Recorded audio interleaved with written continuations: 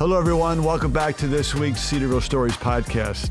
I'm Mark Weinstein, and today on the program, I'm talking with Brad Silvius, who lived a large portion of his life in Cedarville, where his dad, Dr. John Silvius, was a professor of biology.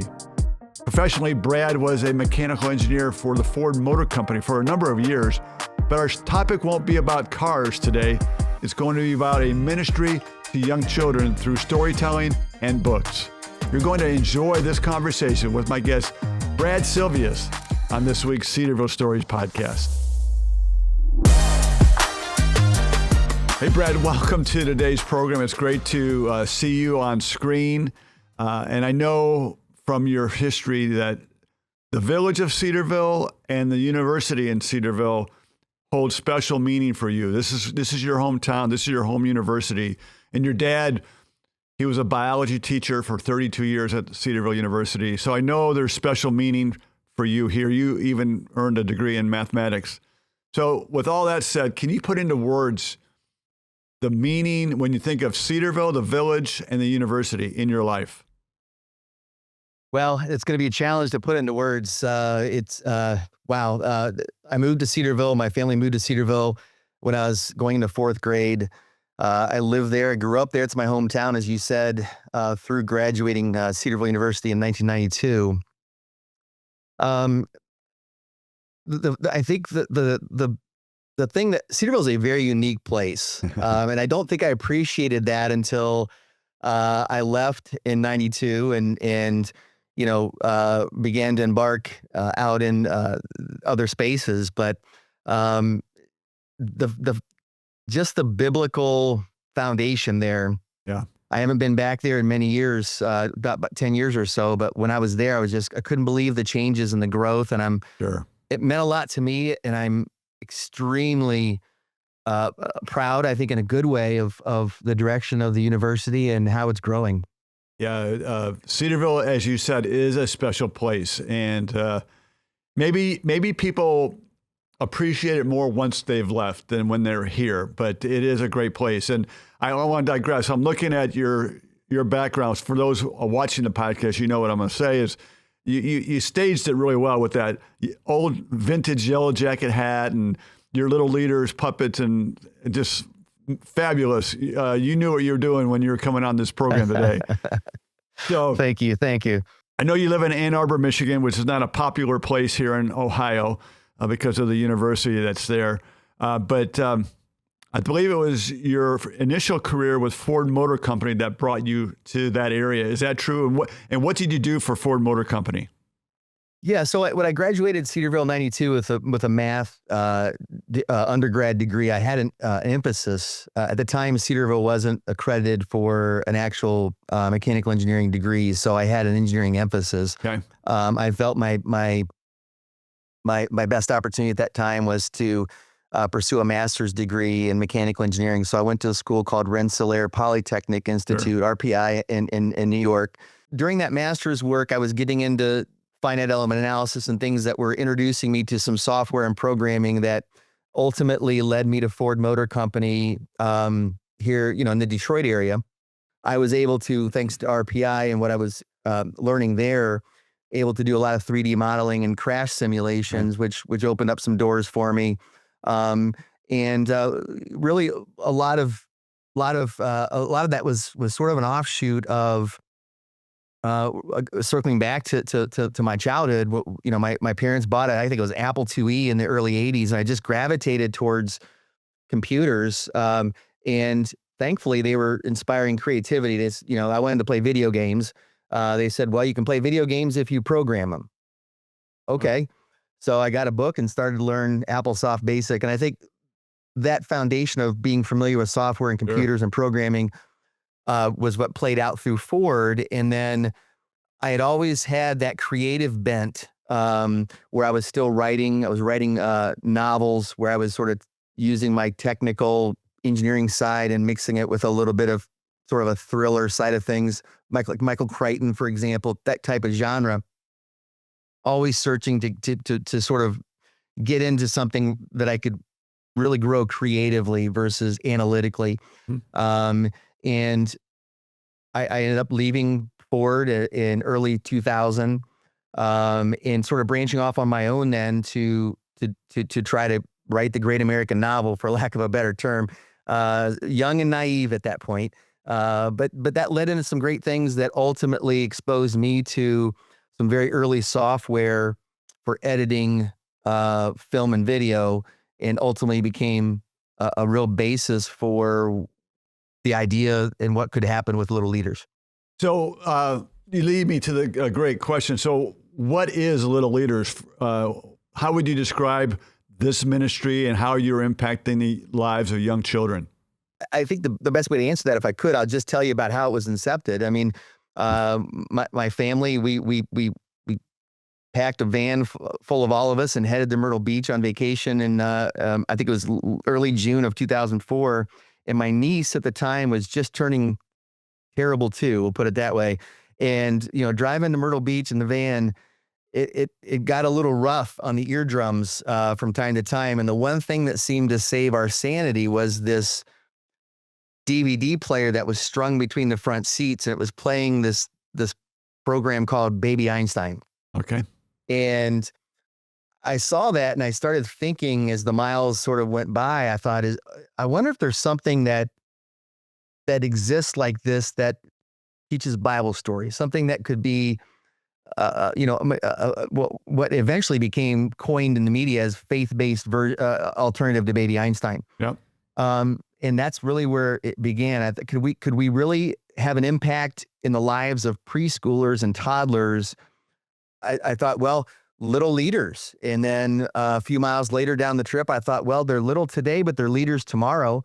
And that became our slogan. And so as soon as we got home, we filed the paperwork and filed the trademarks and bought a sewing machine, started sewing puppets, and bought a computer, and had no idea what we were doing.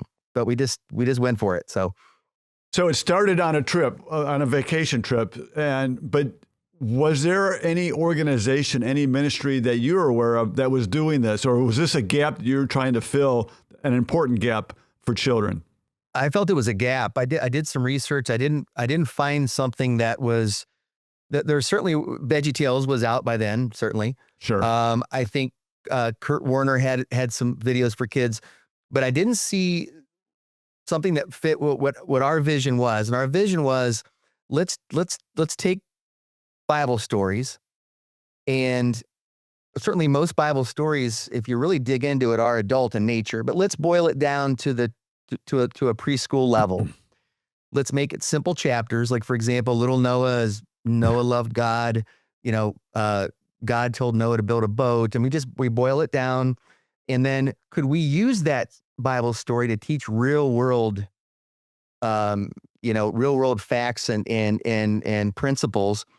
And along with that, why don't we mix animation, puppetry, and then as another sort of layer on this, for those of us who have been around, young children, the minute you say something you didn't mean to, they're going to repeat that. They're going to soak it up, right? Right. So this is a very formative time.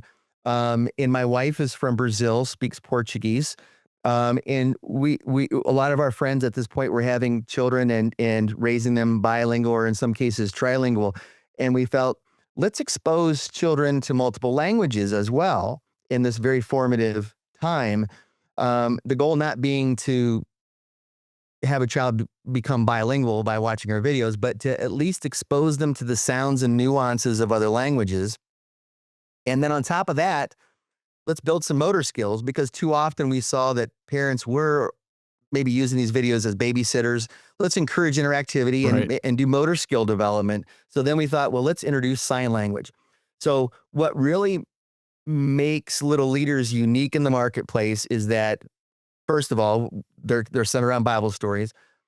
We introduce and we have puppet characters that are sort of the tour guides for the children. So in Little Noah, we have Tebow and JoJo, and I think Tebow's looking over my shoulder here. Okay. JoJo's floating around here somewhere looking to get in trouble. Oscar Ox is back there. And so they're the puppet guides that take us through the story. And then obviously we have CG and real world footage and things like that. And then each of the videos comes with English as a base, but then also with keywords in Spanish, and then at least 2 other foreign languages, and then an interactive session in sign language. So you can learn, milk, things of that nature. Yeah. And then we also developed what's called a Fundy Pack, which is a fundamental pack of signs that every child should know. There's over 25 of them. They're broken into how I feel, food and snacks, and special things.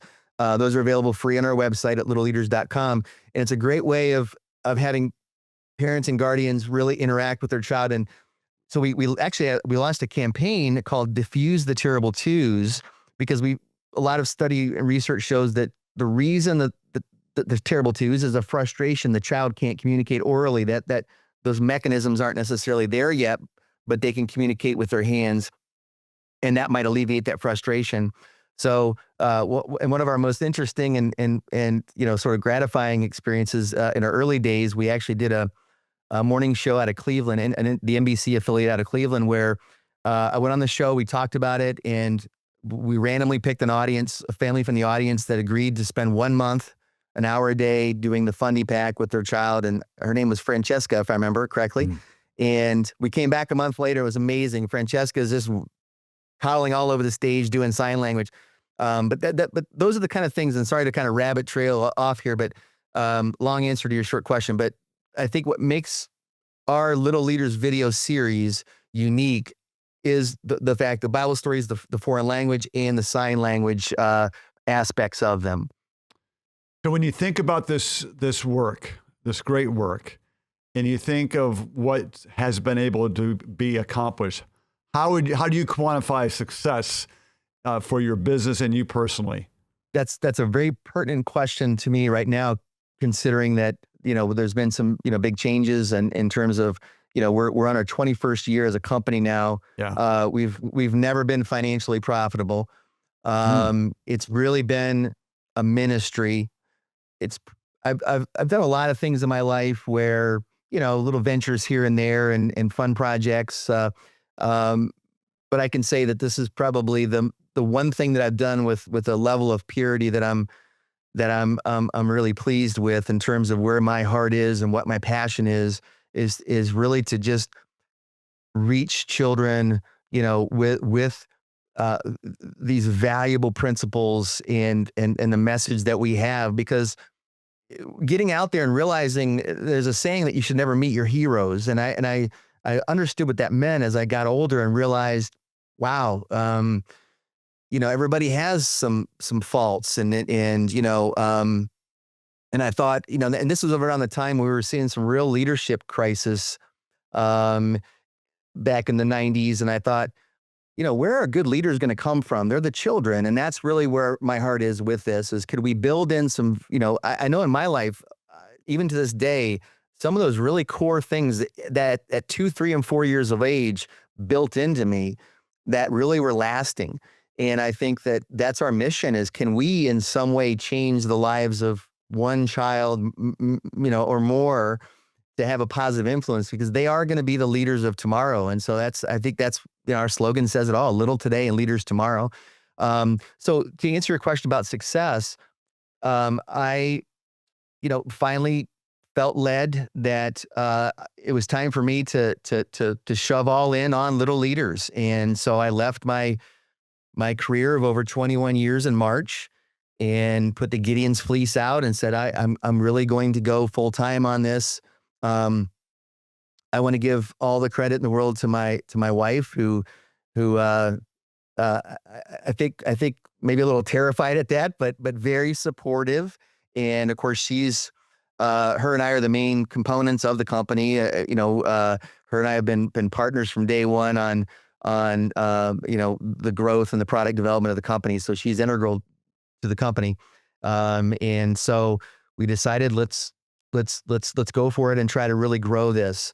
And I know it's sometimes uncomfortable for us to sort of talk about ministry and money, right? Because it's the 2 M words there. And I think for us, it's time for us. We do need the money to grow the ministry, and so that's why I think our focus is right now. We're sort of filling out our ecosystem, as I call it. We've got books now and some other things we're working on. Some exciting things are happening at our website in terms of interactivity and really sort of filling out that ecosystem so that hopefully what we can do is grow the money portion to help the ministry. Right. I think that's kind of what we're doing now is we're laying this out there. We're sort of building this ecosystem and saying, here's what we have. We have a footprint now. We're on Amazon Prime. We're on PureFlix, which is I think the biggest sort of the Netflix, in terms of faith-based streaming. We're on some other platforms as well. And we want to grow that streaming presence. We want to get into some other platforms as well, but we want to grow that footprint and reach more children. So obviously, you have the long view in mind because your goal was to change the lives of little leaders or little children. How terrifying is it to know that you haven't really been financially where you want to be? Has that challenged your faith? It does almost on a daily basis because right now the key for our momentum is in filling out that ecosystem, which means product development. So I spend a great majority of my day in the studio, whether it's animations, web design, storyboarding, things of that nature. And at least once a day I stop and I quit my job. I'm 55 and I'm working with puppets. What am I doing? And it is terrifying. Is it good enough? When we first started, I had no idea how to use Photoshop or any of these, tools. And we look back now on the first little Noah that came out, and we've got some of the vintage DVD cases around here right now. And it was pretty low budget, and certainly not that we're Pixar by any means now, but certainly we've stayed steadfast, and we've been blessed to grow our production capabilities and our production quality as even technology has advanced. But it's terrifying. It really is, because content right now the entry level to content is much less. That barrier to entry is much less than it was even in 2004. You have young early teenagers now that are putting out very high quality, Sure. Media content. So we have to really just keep our faith in terms of what our vision is, our mission, and what we're filling in the marketplace. And real briefly, I mean, right now we have 4 main episodes, which is Little Noah, Okay. which teaches about animals, the story of Noah and the Ark. We have Little Joseph, which teaches about the 6 basic colors, with Joseph's coat of many colors. Yep. And Little Moses, God gave Moses the 10 commandments. So we have counting to 10. And then Little Ruth, which teaches about respect, who and how. We're in pre-production and are excited to release later this year Little Daniel, which will be about healthy choices. Little David, which will be about shapes. And then Little Esther, which will be about courage. Now, each one of our videos currently has a companion book called the Backyard Adventure series, and that's where Tebow, JoJo, and Oscar Ox and all of the little leaders' friends have backyard adventures that are companions to the videos. And again, each video comes in multiple languages. So currently we have 22 episodes.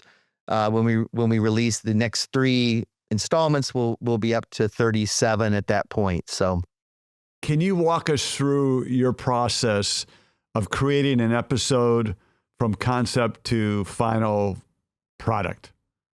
Sure. Yeah. So we start with the Bible stories. So we've identified, for example, Little Daniel. And the first step is for us to break that story down into usually 4 or 5 chapters that are very basic. Again, going back to Noah, Noah loved God. God told Noah to build a boat, things like that. And so then we rough in those chapters, and then inside the chapters, we're going to illustrate each chapter with puppetry and animation, and usually some real world footage. And so we kind of do some storyboarding then and figure out, how we're going to kind of roughly mix that together. So then at that point, it's a matter of execution. And then there's just a lot of review and testing and edits that go into it, countless hours of editing and moving things around and making sure, because what we want to do with our pacing, we want to keep engagement, but we don't want to overstimulate. We have a lot of FAQs on our website about exposing children to TV and media, and so we want to use it as an educational tool that certainly engages the child. Sure. But also we don't want to overstimulate. So there's a lot, I don't want to say science, but there's a lot of tweaking that goes in until we get the final. And then what we do is we do a video freeze at that point and begin to overlay in the audio and go from there. So it sounds like you have a lot going on. And it sounds like also that you're just providing a valuable resource for parents and their children to really grow and learn the basics. So another unique aspect, I think, of your work is of all the Christian brands out there that I'm aware of in this space, you're one of a few, if not the only, that is focused also on sign language and multilingual content. Why is that important? Why did you bring that element in? Because I think you talk about a gap like we talked about earlier, that would be a gap where especially sign language is missing in today's culture. It's a great question. Early on when we were putting together the first episode of Little Noah, we thought really, we came about to say, how can we really grow this and really do something unique? And of course, I have to credit my wife, again, with Portuguese being her native tongue. Ann Arbor, one thing we can say non-politically is that it's a very, very diverse community here. We're blessed to have so many friends from all over the world. And so it just, I think God just opened that door and said, hey, we're hanging out with our friends and, so-and-so speaks French. And, it became like, this could be something that we could really use. And again, it's keywords and it's to expose, not necessarily to teach the language. So red, rojo, rojo, things of that nature. We're using the keywords. But again, I think it's important to expose those little ears to the nuances of human speech. And, as a platform, to be interested in language, and certainly as the world is getting smaller now. I mean, back in Cedarville, it was a long distance phone call to call, Jamestown, right? And now you can pick your cell phone up and call overseas. And so I think with the world getting smaller in a sense, it's more important, I think, for tomorrow's leaders to be able to be interested in how to communicate, understand other cultures. Sure. And, so that's how we kind of got into to multiple language content. And then I had a dear friend at work who had deaf members of his family. And he said, I think it'd be fabulous if you started doing sign language. And so I said, I agree. And we just fell in love with the idea of not only building motor skills in communication, but also the one key thing was we wanted them to not just be babysitter videos. We wanted something the parents could interact with. Sure. And encourage the parent to teach, milk and just teach different things with the child versus just having them watch the video. And so there was kind of a dual benefit to the sign language. And I don't think we would have survived as a company if we had not added these two things, because what happened in those early years, we were direct to consumer. We were investing in having a run of 1,000 titles made and produced for the DVDs, and we were relying on direct sales.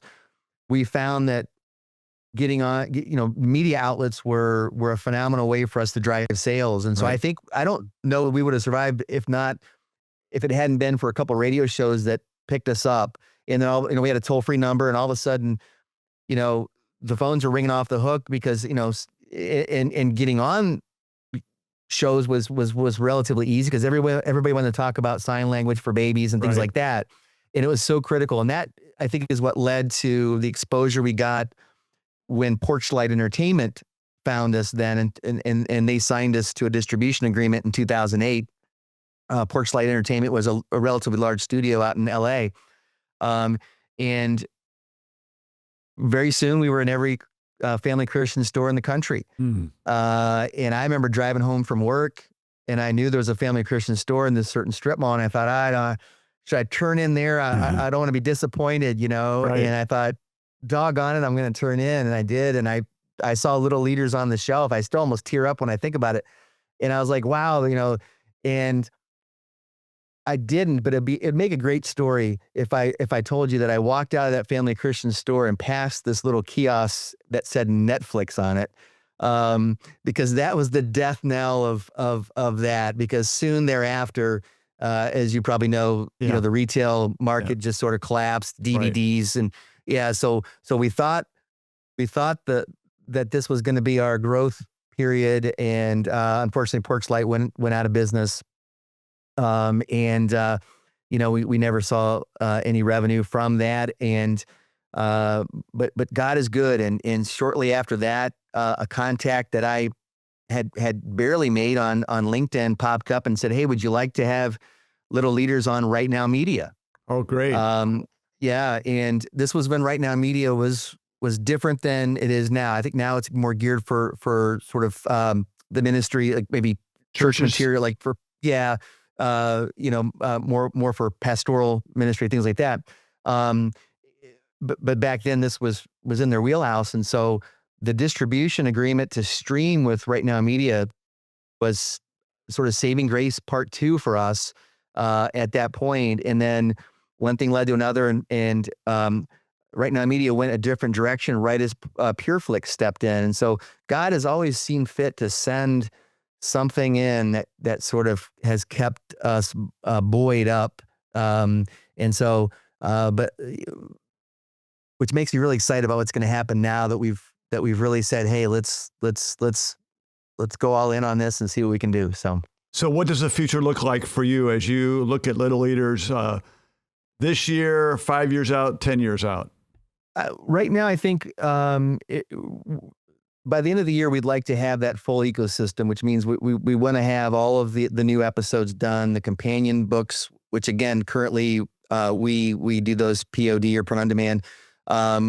We're also doing some exciting things called animated read-alongs, where the book will be digital, but it'll be animated because the books have the puppets in them, so that when you're, you'll be able to actually have the page turn. The puppets will move as they would on the page. They're static in the book, but they'll move in the animated, and they'll talk, and then the words will be there. So it's almost like listening to the book. Right. So it'll be an animated read along, and that'll be a companion. So the child could flip the book while they're watching that, or if they didn't have the book, they can enjoy that. So that's the goal, is in the next few months to have all that sort of finished out, really then expand and start to grow our social media presence. Within the next year or two, I really hope that we'll have a traditional publishing agreement. The real future for Little Leaders, again, takes the money word, the revenue part, is really going to be our puppet characters. The kids love Tebow Tiger. They love Jojo Giraffe and Oscar Ox, and merchandising is really where we're going to make or break, I think. You can get all kinds of Peppa Pig for free on YouTube, but it's $1 billion company because of those little stuffed animals, right? So I think that's really where, content again is almost, you almost give away the content because, it's the merchandise, the books and the puppets where we hope to see the revenue. And I think if Little Leaders is going to reach its full potential, and I think it has a tremendous potential. I think I'm biased, but I think it fills a phenomenal niche in the market and really has a lot of value.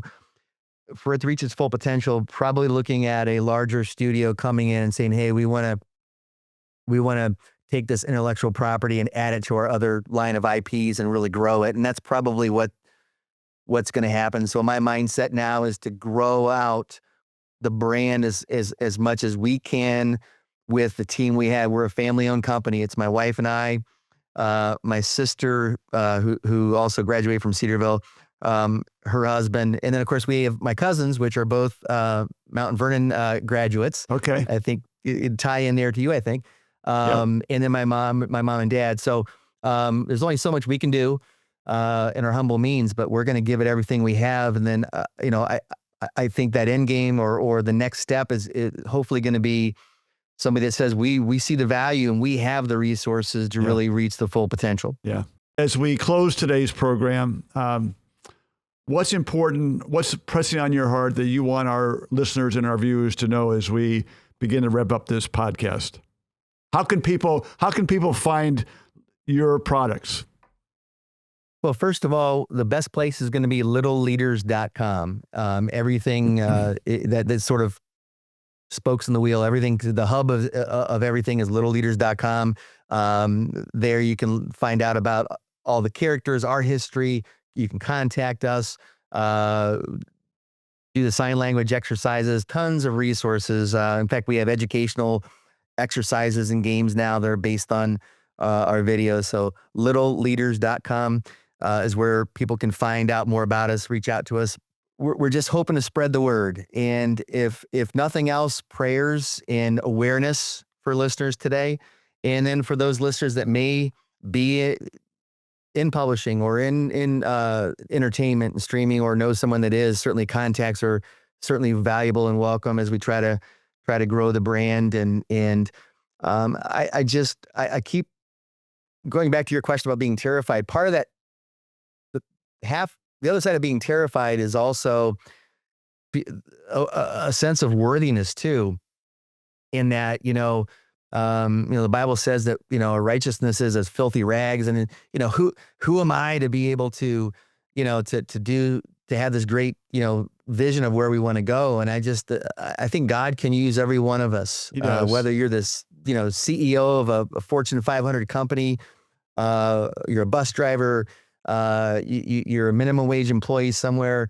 No matter where you are, who you are, you can be used. And the challenge is not to, I think, let the negativity come in and how, why me or can I do it, but to really realize that, God can use us all, and, regardless of, our past or, our talents. There's a ministry for all of us, and it doesn't have to be big. It can, again, it can be something as simple as making someone smile today or, whatever. So that's kind of my encouragement. Yeah, that's great encouragement. We just have to be willing, and we need to be faithful. And then we'll let the Lord sort out all the details and grow what he wants to grow and use what he wants to use. And we'll be better for that. So our time is up. I want to thank you for sharing your heart with us. And I want to encourage our viewers and our listeners to check out Little Leaders and see how it can help you help your children or grandchildren learn important aspects of life, but also learn more about Jesus. And Brad, I appreciate your time today. It was great to meet you. And thanks for joining me this week on the podcast. Thank you for listening to the Cedarville Stories podcast, brought to you by Cedarville University. Be sure to come back next week when we'll share another Cedarville story for God's glory.